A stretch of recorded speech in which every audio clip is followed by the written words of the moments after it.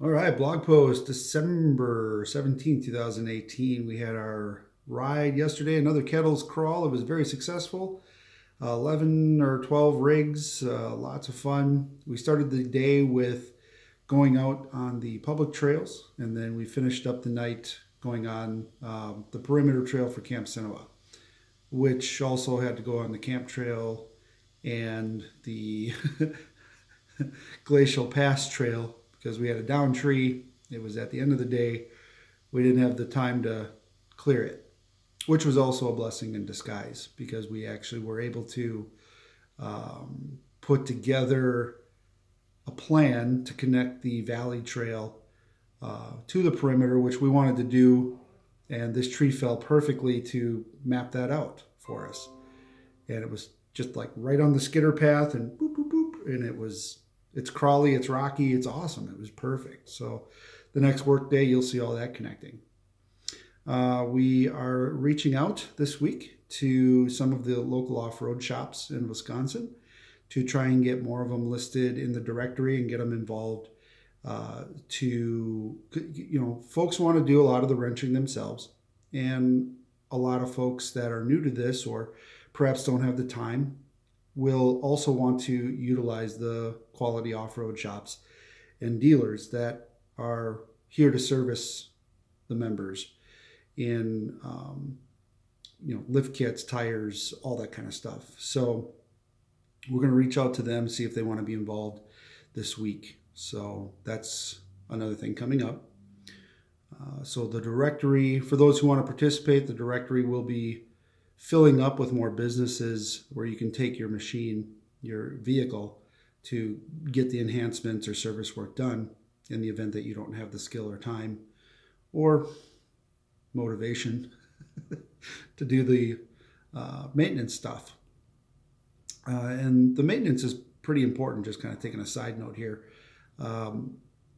Being, constantly rotating tires, especially when you're going off road, keeping them at the proper pressure. A few of us, including myself, we've aired down a little more than we needed to, and some debris got in between my rim and my tire, which then doesn't allow it to seal completely, and you have a little bit of a leakage there.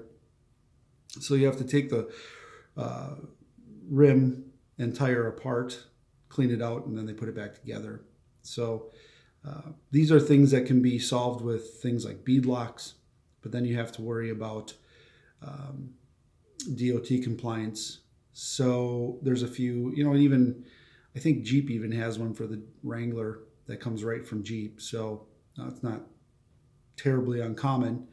There are just some things you need to know about bead locks, but it does prevent things like that. Let's see what else. Jay from our last ride, he volunteered to officiate a religious service for us for our January event. So on Sunday, we're going to try that out, see if that's going to work out. Where before we start riding on Sunday, we'll have a little service, take the rigs out in the woods and do it that way. If the weather's not going to cooperate, then we'll do it in the lodge. But out of nearly 50 events we've done in 2018, a lot of us have been pulled from our Sunday worship, and hopefully we can get back to that with that being a solution, so we don't have to miss that. Oh, what else? There is so much going on. We got a 2019 schedule posted. We're trying to work on signage to finish signage for Sinoa, as well as Tigerton and possibly Allenton, to put the leveling systems up and all that stuff and get it all squared away. Crawler Fest, I'm in the process of finishing the camp website and having where everything's going to be, where the vendors are going to be, where the show and shine is, where registration is going to be, how the club trails are going to work.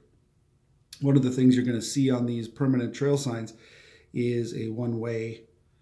So odd days will be one way, even days will be other ways. That way, if throughout a whole weekend, you still can experience the trail both ways, but these are one-way trails and you can't pass. It's really difficult to do so. And by trying to pass, you're going to either damage your vehicle or wreck the trail or both. So one-way trails are pretty common, and you can't keep switching, you know, do not enter signs around. That's not feasible. But doing it where you go one way on odd days and one way on even days, that might be an option here. So we're going to try that. So yeah, we had a meeting with the Department of Tourism. We're going to have a bunch of our stuff on the Discover Wisconsin website. We are creating destinations and tour trips and that kind of thing to encourage recreation for rural legal four-wheel drives. We have our private events. We have public trails. We're going to, all the public stuff, we're going to go ahead and do that. We're also going to allow memberships at events, so public can come to events and join the day of events, which we didn't have an option for earlier. But in order to list our events as a public event, we need to do it in that fashion. So the advisory board did approve that, it appears, and we're going to try it out for 2019. We got a lot of stuff happening in 2019, so definitely check out the calendar of events. We're putting them on the website. A lot of you have asked about the January event coming up, and the pre-registration isn't complete yet because we are combining the ticket program with the current community social calendar. So it's all one thing. And the tickets are now combined. I'm just finishing up the coding on the taking out the RSVP button. So if you want to actually RSVP, you buy a ticket. And when trail guides and chapters put tickets up, they can make it a free ticket or a paid ticket. But the ticketing program is unique in that it will send you reminders before the event. You can add the event to calendars like you're on your iPhone and Android. It prints out tickets. It allows us to do pre-registration, but then also uses the app on the phone to take registration. So when you register for an event, print out your ticket or have the email on the phone. It auto-generates a QR code, which we can then scan you in very quickly. Combine that with the annual waiver, and it just exponentially simplifies larger events. So our two big events we're going to try to do on a public scale are the Crawler Fest. We're going to try to do that once a year, every year. And then we're going to try to do some kind of Halloween event. Right now we call it the Creepy Crawl, where basically we drive through scenes where we deck out the camp and put holiday, scary music and maybe some monsters. I'm not real sure. From a safety aspect of being able to control your vehicle, again, we're going to be in 4-low. Scenes will be set off the trail a little bit, so there's not a hazard of hitting anybody. We got to look at these things.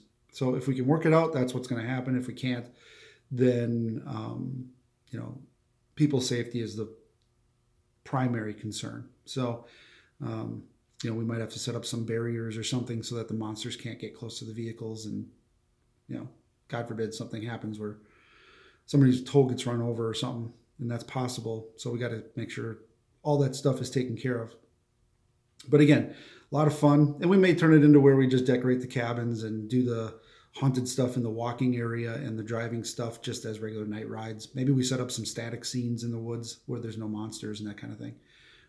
Because we can do a lot with lighting effects and all that stuff. But that's a lot of coordination that's happening. So just a lot of good stuff happening. If we don't make another blog post before Christmas, we wish everybody a Merry Christmas, Happy New Year. You might see some spontaneous rides popping up if there's nothing going on. Just like last weekend where it was just, hey, there wasn't anything going on. It's between charity rides. Let's just see if anybody wants to come out and go riding. And we had a lot of fun. So thanks everybody for coming out. It was a blast. And 2019 is going to be a bang up year. It's going to be great. Lots of events, lots of people getting involved, lots of training. Just, it's amazing. Thanks everybody for being part of this. All right. Have a good one.